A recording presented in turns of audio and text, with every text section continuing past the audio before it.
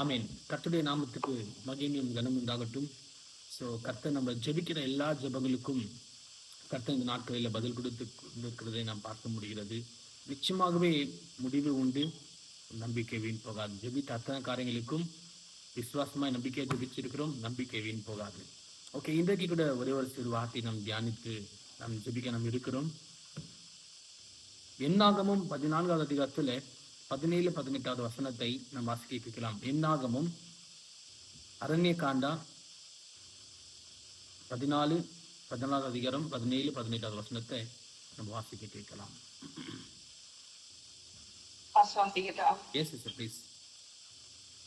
ஆகையால் நீடிய சாந்தமும் மிகுந்த கிருபையும் உள்ளவர் என்றும் அக்கிரமத்தையும் மீறுதலையும் மன்னிக்கிறவர் என்றும் குற்றம் உள்ளவர்களை குற்றமற்றவர்களாக விடாமல் பிதாக்கள் செய்த அக்கிரமத்தை பிள்ளைகளிடத்தில் 3-4 தலைமுறை மட்டும் விசாரிக்கிறது என்று நீர் சொல்லி இருக்கிறபடியே என் ஆண்டவருடைய வல்லமை பெரிதாய் விளங்குவதாக.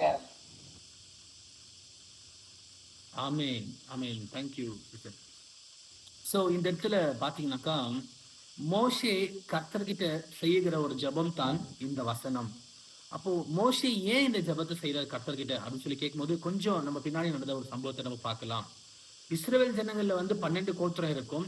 12 கோத்திரத்துல ஒருத்தரே நீ வந்து கானான்ல போயிட்டு ஒரு வாட்டி ஒரு விசிட் பண்ணிட்டு வரட்டும், அவங்க எப்படி இருக்குது பார்த்துட்டு வரட்டும் சொல்லி அனுப்பு என்று சொல்லி கர்த்தர் மோசேக்கு சொல்லியிருப்பாரு. மோசே இஸ்ரவேல் ஜனங்களை எல்லா கோத்திரத்திலும் ஒரு ஜனங்களை செலக்ட் பண்ணிருப்பாங்க. அதுல காலேபும் யோசுவாவும் கூட ஒரு நபராயிருப்பாங்க. ஸோ அவங்களை செலக்ட் பண்ணிருப்பாங்க. நீ போய் கூப்பிட்டு அவங்களை போயிட்டு வர சொல்லு அப்படின்னு சொல்லி உடனே கிளம்பியிருப்பாங்க. போயிட்டு வரும்போது காலேபு யோசுவாவும் அங்க இருக்கிற விஷயத்த பார்த்து அவங்க பாசிட்டிவா விசுவாசமா பேசுவாங்க. கர்த்தர் மேல விசுவாசத்தை பேசுவாங்க. கர்த்தர் பார்த்துக்குவாரு, அங்க இருக்கிற பிரச்சனையை பார்த்து கர்த்தர் பார்த்துக்குவாரு, கர்த்தர் ஜெயம் கொடுப்பாருன்னு சொல்லி விசுவாசமாய் காலேபு யோசுவா பேசுகிற ஒரு கருத்தை நம்ம பார்க்க முடிகிறது. ஆனா காலேபு யோசுவா கூட போன இன்னும் 10 பேர் அவிசுவாசமாய் பேசினதுனால, கர்த்தர் மேல் நம்பிக்கை இல்லாத பேசினதுனால தான் கர்த்தருக்கு கோபம் உண்டாகிறது. கோபம் உண்டாகிறதுனால தான் கர்த்தர் இந்த ஜனங்களை அழிப்பேன், இந்த ஜனங்களை நான் டிஸ்ட்ராய் பண்ணுவேன் சொல்றதுனால தான் நோவா கர்த்தரை ஜபிக்கிற ஒரு ஜபம். he pleasing God to his people. தன்னுடைய ஜனங்களுக்காக தேவனிடத்துல அவன் பிரேயர் பண்ணி கேட்கிறான். ஆண்டவரே ஜனங்களை மன்னிங்கப்பா, அவங்க கோபாக்கின இறங்கக்கூடாது, நீங்க எகிப்துல நீங்க வெளியே கொண்டு வந்தீங்க உண்மைதான். ஆனா ஜனங்க என்ன பேசுவாங்கன்னா, இஸ்ரவேலுக்குள்ள மீன்ஸ் கானானுக்குள்ள போறதுக்கு கர்த்தருக்கு பலன் இல்லை, அதனால வனாந்தரத்துல சாகடிச்சிட்டாங்க சொல்லி பேசிடுவாங்க. இதெல்லாம் நீங்க வசத்துல இருக்க, நீங்க வாசித்து பாருங்க. ஸோ அதனால நீ அவங்கள மனம் இருங்க சுவாமி சொல்லி அதாவது மோசே தன்னுடைய ஜனங்களுக்காக தேவனிடத்துல வேண்டிக் கொள்கிற ஒரு கருத்தை நாம் பார்க்க முடிகிறது. அப்போ பாருங்க, ஜனங்க ஏன் why he is pleasing with what they did. அப்போ ஏன் அவங்க அந்த மாதிரி பண்றாங்க. அப்போ மோசே ஏன் கர்த்தர்கிட்ட ஜெபிக்கிறாரு, ஜனங்க என்ன செஞ்சாங்க அப்படின்னு சொல்லி பார்க்கும்போது அதே 14வது அதிகாரத்துல 10வது வசனத்தை வாசிங்க சார்.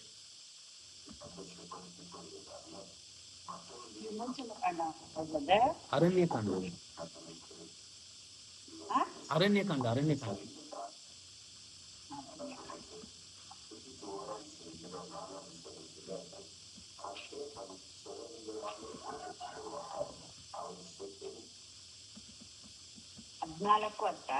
14 படிங்க.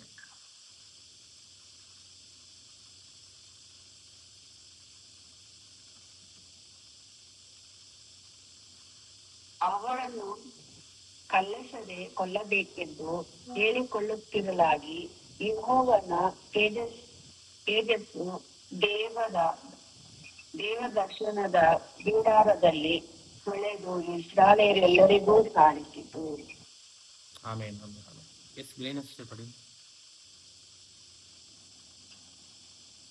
அப்பொழுது அவர்கள் மேல் விளங்க வேண்டும் என்று சபையார் எல்லோரும் சொன்னார்கள். உடனே கர்த்தருடைய மகிமை ஆசீர்வாதத்தில் எல்லோருக்கும் முன்பாக காணப்பட்டது. ஆமீன், ஆமீன், ஆமீன். அதாவது பாருங்க, எதனால மோசே ஜெபிக்கிறேன்னு சொல்லி பார்க்கும்போது இஸ்ரவேல் ஜனங்க கல் எசைந்து கல்லு போட்டு சாகடிக்கலாம் சொல்லி பேசி கொண்டிருக்கிற காலத்துல உடனே தேவன கூடத்துல அவரோட மகிமை இறங்கினது. எதனால கர்த்தருக்கு கோபம் வந்துச்சுன்னா, ஃபர்ஸ்ட் இவங்க தேவ மனுஷனுக்கு விரோதமாய் பேசப்பட்ட காரியங்கள். செகண்ட் திங், தேவனுக்கு விரோதமாய் செயல்பட்ட காரியங்கள். அதாவது தேவனுக்கு விரோதமா அவங்க வந்து பாத்தீங்கன்னாக்கா அவிசுவாசமா பேசுறாங்க. பிகாஸ் இந்த இடத்துல கர்த்தர் சில காரியத்தை மென்ஷன் பண்ணி நீங்க 10ல வாசித்து பாத்தீங்கன்னாக்கா அங்க இருக்கும், கர்த்தர் வந்து இஸ்ரவேல் ஜன வனாந்தரத்துல நடத்தின காரியமும் அநேக அற்புதங்களை செய்த காரியம் இதெல்லாமே நினைவு கூறாதபடிக்கு மறந்தவனமாய் தேவனிடத்துல அவிசுவாசமாய் பேசினதுனால தான் பேசினது ஒண்ணு. செகண்ட் திங், தேவ மனிதனுக்கு விரோதமாய் அவங்க வந்து ஒரு காரியத்தை செய்யணும்னு சொல்லி முன்ன வந்தாங்க. இதுதான் கர்த்தருக்கு கோபத்தை உண்டாக்கின ஒரு காரியம். இன்னைக்கு பாருங்க, நம்ம லைஃப்ல அநேக உபத்திரம் வரலாம், பிரச்சனை வரலாம், போராட்டம் வரலாம். ஆனா நம்ம விசுவாசத்தை மாத்திரம் நம்ம விடக்கூடாது. என்ன ஆனாலும் கர்த்தர் ஜெயம் கொடுப்பாரு. எவ்வளவு பிரச்சனை வந்தாலும், மலை போல ப்ராப்ளம் வந்தாலும் கூட கர்த்தர் பார்த்து கொள்வாருன்னு சொல்லி விசுவாசத்தை நம்ம பேசணும். காலேபு யோசுவாவும் விசுவாசத்தை பேசினாங்க, கானானை சுதந்திரித்துக் கொண்டாங்க. ஆனா அந்த 10 ஜனங்களும் 10 பேரும் வந்து அவங்களை சார்ந்த ஜனங்களும் வந்து அவிசுவாசத்தை பேசினாங்க, தேவனுக்கு விருத்தமாய் முறுமுறுத்தார்கள். வேதம் சொல்லுகிறது, முறுமுறுத்ததுனால தான் அவங்க கானானுக்குள்ள பிரவேசிக்காதபடிக்கு வனாந்தரத்துல மாண்டு போனார்கள் சொல்லி வசனம் சொல்லுகிறது. உன் பிரச்சனை என்ற வனாந்தர வாழ்க்கையிலே விசுவாசத்தை நீ பேச முடியாது. கர்த்தருடைய வார்த்தை இன்னைக்கு உங்களுக்கு நேரே புறப்பட்டு வருகிறது. பிரச்சனை என்கிற வனாந்தரத்துல போய் கொண்டிருக்கிறீங்களா? உபத்திரவம் என்கிற வனாந்தரத்துல போய் கொண்டிருக்கிறீங்களா? விசுவாசமாய் காத்திருங்கள், கர்த்தர் அற்புதம் செய்வார். தேவன் அற்புதம் செய்வார். விசுவாசத்தை விட்டுடாதீங்க, அவிசுவாசத்தை பேசாதீங்க. வேதம் அதுதான் நமக்கு சொல்லிக் கொடுக்கிற காரியங்கள். விசுவாசத்தை பேச வேண்டும், கர்த்தர் பார்த்துக் கொள்வார், கர்த்தர் ஜெயம் கொடுப்பார், கர்த்தர் நடத்துவார் என்று நாம் விசுவாசத்தை நாம் பேசணும். பட் இன்னைக்கு அவிசுவாசத்தை பேசிக் கொண்டிருக்கிறோம். அது மாத்திரம் இல்ல, பாருங்க, தேவ மனிதனுக்கு விரோதமாய் கல்லெடுத்து போடலாம் சொல்லி அவங்க வந்து பேசி கொண்டிருக்காங்க. அதுதாங்க இருக்குது பாருங்க. தேவ மனுஷனுக்கு விரோதமா என்னைக்குமே பேசுற ஒரு அதிகாரத்தையும் சரி, அந்த ரைட்ஸ் யாருக்குமே கர்த்தர் கொடுத்தது இல்ல. மேபி அவங்க ஏதாவது தவறு செஞ்சாங்கன்னா அவங்களுக்காக ஜெபிங்க, ஊழியக்காரர்களுக்காக ஜெபிங்க. இப்ப பாருங்க, ஒரு நியூஸ் நீங்க யூடியூப்ல பாத்தீங்கன்னாக்கா ஜான் ஜெபராஜை குறித்து தரைக்கருவாய் பேசிக் கொண்டிருக்கிற காரியங்களை பார்க்க முடிகிறது. கர்த்தர் சொன்னாரா ஊழியக்காரங்க விரோதமா வந்து நீங்க நியாயம் தருங்க, ஊழியக்காரங்க விரோதமா பேசுங்கன்னு சொன்னாரா? கர்த்தர் ஜெபிக்க சொல்லியிருக்கிறார், அவங்களுக்காக ஜெபிங்கன்னு சொல்லி.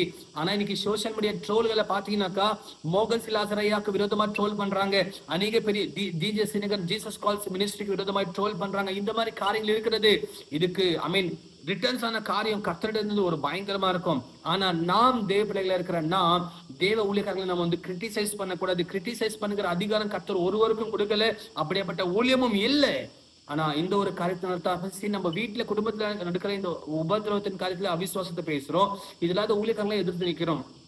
ஏதோ ஒரு விஷயத்துக்காக பாஸ்ட் நீங்க ஜப குறிப்பு கொடுத்துருப்பீங்க, அற்புதம் கொஞ்சம் தாமதமா இருந்தாலும் அற்புதம் நடக்காததுனால உடனே வந்து நீங்க வந்து அவிசுவாசத்தை பேசுறது மாத்திரம் இல்ல, அவங்க எதிர்க்கிறீங்க. இந்த காரியம் யாரோ ஒருத்தர் செய்திருந்தா கர்த்தர்ட்ட மன்னிப்பு கேட்டு ஜெபிங்க. கர்த்தர் இன்னைக்கு உங்களுக்காக கர்த்தர் பேசிக்கணும். எந்த ஊழியக்காரருக்காக சரி, அவங்க தவறு செய்திருந்தா கூட அவங்களுக்காக ஜெபிங்க. பட் அவங்களுக்கு நியாயத்திற்கிற அதிகாரம் கர்த்தர் நமக்கு கொடுக்கல. இஸ்ரவேல் ஜனங்க அதுதான் செஞ்சாங்க. மோசேக்கு விரோதமா அவங்க வந்து பாருங்க கல்லெடுத்து அடிக்கணும்னு சொல்லி, அதோ யோசுவாவும் காலேபும் மோசேவும் 3 பேர் இருக்கிறாங்க அந்த இடத்துல. they were speaking the positive words, but people are standing against them. ஜனங்க அவங்களுக்கு எதிர்த்து நிக்கிறாங்க, கர்த்தருக்கு எதிர்த்து நிக்கிறாங்க. இந்த இடத்துல பாத்தீங்கன்னா கர்த்தருடைய பிள்ளைகளுக்கு எதிர்த்து நிற்கிற ஒரு காரியங்கள், இது தேவனுக்கு பிரியம் இல்லாத ஒரு காரியங்கள். they speaking unfaithful words and try to throw the stones on the God's man. அவங்க வந்து தேவனுக்கு விரோதமா நிக்கிறாங்க. கல்ல செஞ்சு கல்லு எடுத்து போடணும்னு சொல்லி எத்தனை பார்க்கிற ஒரு காரியங்கள். So God got angry. அதனால தான் கர்த்தருக்கு கோபம் வந்த ஒரு காரியத்தை நாம் பார்க்க முடிகிறது. வாசிங்க 14வது அதிகாரத்துல 11வது வசனத்தை வாசிக்கலாமா? ಯೆಹೋವನು ಮೋಶೆಗೆ, ಈ ಜನರನ್ನು ಇನ್ನು ಇಷ್ಟರ ಮಟ್ಟಿಗೆ ನನ್ನನ್ನು ಅಲಕ್ಷ್ಯ ಮಾಡುವವರು, ನಾನು ನಡೆಸಿದ ಎಲ್ಲಾ ಮಹತ್ ಕಾರ್ಯಗಳನ್ನು ಇವರು ಪ್ರತ್ಯಕ್ಷವಾಗಿ ನೋಡಿದ್ಯಾಗು, ಇನ್ನು ಎಷ್ಟು ದಿನ ನನ್ನನ್ನು ನಂಬದೇ ಇರುವವರು? ನನ್ನನ್ನು ನಂಬದೇ ಇರುವರು. படி. கர்த்தர் மோசேயை நோக்கி, எது வரைக்கும் இந்த ஜனங்கள் எனக்கு கோபம் உண்டாக்குவார்கள்? தங்களுக்குள்ளே காட்டின சகல அடையாளங்களையும் அவர்கள் கண்டும் எது வரைக்கும் இருப்பார்கள்? இதுவரைக்கும் என்னை விசுவாசியா இருப்பாங்கன்னு சொல்லி கர்த்தர் கோபத்தோட பேசுற ஒரு காரியம். அவ்வளவு அற்புதம் செஞ்சு கூட இன்னைக்கு நம்ம இதுதான் பண்றோம். கர்த்தர் நம்ம வாழ்க்கையில எவ்வளவு அற்புதம் செஞ்சிருக்கிறாரு. படிக்க வியாதிகளை மாத்தி இருக்கிறாரு, குடும்பத்தை பிரச்சனை மாத்தி இருக்கிறாரு, அநேக பலவீனமான காரியத்தை மாத்தி கர்த்தர் அற்புதங்கள் செஞ்சிருக்கிறாரு, கடன் பிரச்சனை மாட்டி இருக்கிறாரு, குடும்பத்தை எவ்வளவு காரியத்தை செய்து கூட இன்னும் கூட அவிசுவாச வார்த்தைகளை நாம் பேசிக்கொண்டுதான் இருக்கிறோம். குடும்பத்துல நம்ம எச்சரிக்கையா இருக்கணும். நீங்க அவிசுவாசமாய் வார்த்தை பேசும்போது கர்த்தர் அங்க இருக்கிறாரு, கர்த்தர் கவனிக்கிறாரு, தேவதூதர் உங்க பக்கத்துல நிக்கிறாங்க, கவனிக்கிறாரு. அந்த வார்த்தையை பரலோகத்துக்கு கொண்டு போகும்போது கர்த்தர் வேதனை அடைவாரேன்னு சொல்லி ஒரு யோசனை நமக்குள்ள இருக்கணும். அவிசுவாசத்தை பேச நம்மள கர்த்தர் அழைக்கல. நம்மள அதுக்குதான் விசுவாசிகள் சொல்றாரு. விசுவாசி ஆனா பேரு விசுவாசி, ஆனா விசுவாசமே இல்லை. விசுவாசிகளுக்கான அடையாளம் விசுவாசம் இருக்கணும். விசுவாசிகளுக்கான அடையாளம் அவிசுவாசம் அல்ல. விசுவாசிகளுக்கான அடையாளம் விசுவாசத்தின் கிரியைகள், விசுவாசத்தின் வார்த்தைகள், விசுவாசத்தின் செயல்பாடுகள் இருக்கிறதா யோசித்து பாருங்க. விசுவாசமா பேசணுமா? இன்னைக்கு ஒரு பிரச்சனை வந்த உடனே, ஒரு பலவீனம் வந்த உடனே சோர்ந்து போயிடுறோம். இல்ல, சோர்ந்து போகாதீங்க. கர்த்தர் அற்புதம் ஏதோ ஒரு நல்ல காரியத்துக்காக தான் இது கர்த்தர் அனுமதிக்கிற அந்த விசுவாசம் நம்ம கிட்ட இருக்கணுமே. நம்ம விழுந்து போகிறோமே, கொஞ்சம் யோசித்து பாருங்க. But he prayed God answered in prayer. பாருங்க, அவ்வளோ அவங்க பேசி கூட மோசே கர்த்தரை கேட்கிற, ஆண்டவரே இந்த ஜனங்களை மன்னிங்கப்பா சொன்ன உடனே பாருங்க கர்த்தர் ஆன்சர் கொடுக்குற. 14வது அதிகாரத்துல 20வது வருஷத்தை வாசிங்களேன். 20வது வருஷத்தை அந்த ஒரு லைன் மாத்திரம் வாசிங்களேன். ಅದಕ್ಕೆ ಯೆಹೋವನು ನಿನ್ನ ಪ್ರಾರ್ಥನೆಯ ಮೇರೆಗೆ ನಾನು ಕ್ಷಮಿಸಿದ್ದೇನೆ.